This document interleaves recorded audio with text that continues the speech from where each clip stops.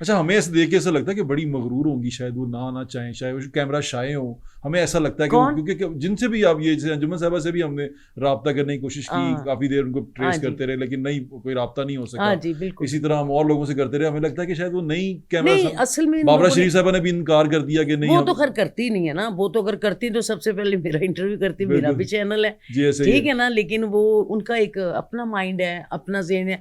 वैसे वो बहुत अच्छी हैं, मेरी उनके साथ बहुत क्यों अंडरस्टैंडिंग नहीं है। करती इंटरव्यू? अब है तो शोबिज़ से, शोबिज़ से बड़ी नाम दिया अल्लाह ने, तो और फिर क्यों नहीं करती? बस वो एक, जब थोड़ा सा बंदा गैप आ जाए ना किसी काम में भी, किसी काम में भी आ अच्छा, हमारी एक जाए, और एक्ट्रेस भी रोमांस है में आ जैसे जाए किसी में आ जाए तो वो थोड़ा चेंज हो जाता है बंदा। रोमांस में गैप आ गया, मतलब काम से ये रोमांस। बात नहीं, काम जब बंदा कम, अभी आप 10 दिन ये काम ना करें तो आप भी थोड़ा सा कॉन्शियस तो होंगे ना, अब 10 दिन के बाद काम लेकिन कर। इंटरव्यू देने से क्यों? जैसे फॉर एग्जांपल हमारी जो एक बहुत मशहूर फनकारा है साइमा नूर साहिबा, वो भी इंटरव्यूज नहीं देती। हाँ, वो भी नहीं देती।